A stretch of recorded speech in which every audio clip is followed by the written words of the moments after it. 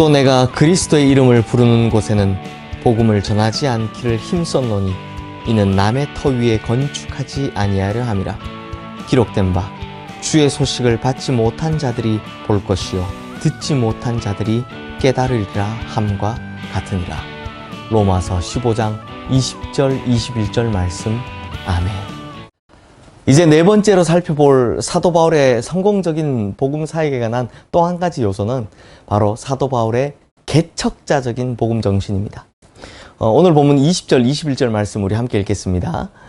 또 내가 그리스도의 이름을 부르는 곳에는 복음을 전하지 않기를 힘썼노니 이는 남의 터 위에 건축하지 아니하려 함이라. 기록된 바 주의 소식을 받지 못한 자들이 볼 것이요 듣지 못한 자들이 깨달으리라 함과 같으니라. 사도 바울은요, 남이 닦아놓은 터전 위에서 편하게 인기나 얻는 그런 복음 사역을 감당하기를 원치 않았습니다. 오로지 주님의 복음이 증거되지 못한 곳을 찾아서 다녔습니다. 그것이 바로 주님의 명령하신 땅끝까지 가는 선교적 사명을 감당하는 올바른 자세다라고 생각을 한 것이죠. 그런데 사실 이 개척자적인 자세로 복음 사역을 감당한다는 것, 이거 진짜 피곤하고 힘든 일입니다. 그러나 누군가가 이 수고를 감당하지 않으면 교회는 성장하지 못하고 복음 증거는 중단되기 마련이죠. 교회에는요, 이름도 없이 빛도 없이 이 복음의 지경을 넓히는 사랑의 수고를 감당하는 그 수고가 있어야, 그걸 누군가가 해주어야 성장할 수 있는 겁니다. 누군가가 이 수고를 감당해야 하는 것이죠. 모든 사람이 편안하고 안일하게 사는 거 좋아합니다. 교회도 안정을 추구합니다. 그러나 복음은 그런 것이 아닙니다. 그 누군가는 이 개척자적인 선교의 사명을 감당하지 않으면 모든 민족이 구원을 얻는 그 소망이 사라지는 법이기 때문이죠. 성도님들, 테이블에 빵이 쫙 나열되어 있다고 한번 쳐봅시다. 그런데 앞줄에 선 사람이 빵을 막 2번, 3번 받아 먹고 나중에 배가 불러서 이 남은 빵을 버리기 시작합니다.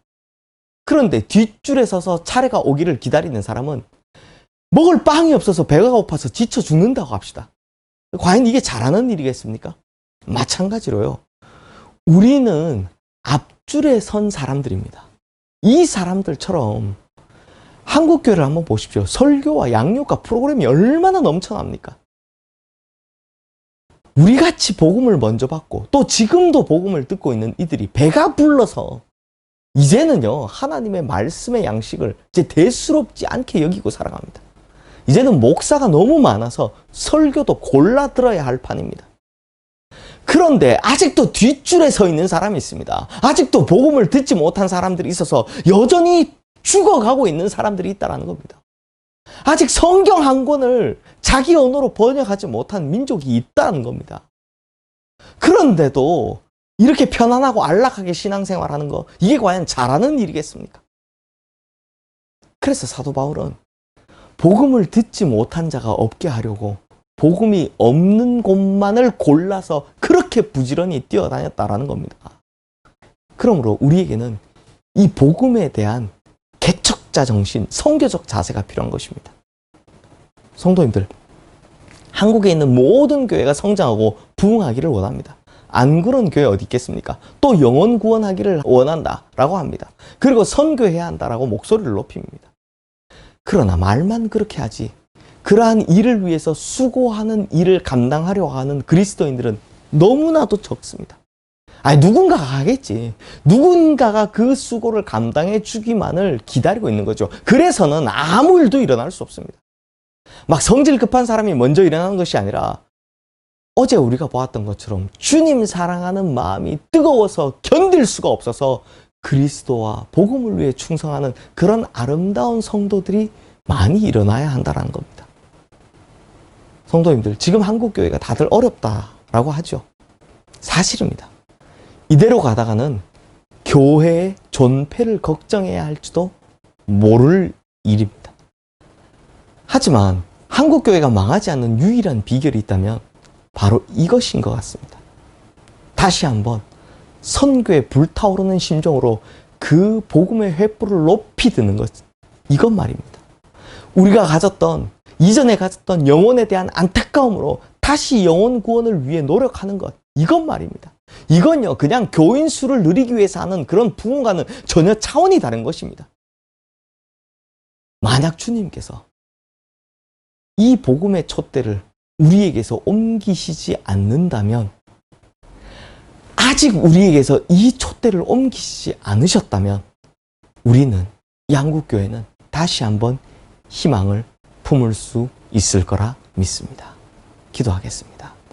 하나님 아버지, 한국교회가 왜 이렇게 어렵게 되었느냐 라는 말을 한다면, 다들 자신의 교회들이 부흥하는 것에만 신경 썼지 정말 사도 바울과 같은 개척자적인 복음 정신을 가진 사람이 없어서였다라고도 진단할 수 있을 것 같습니다.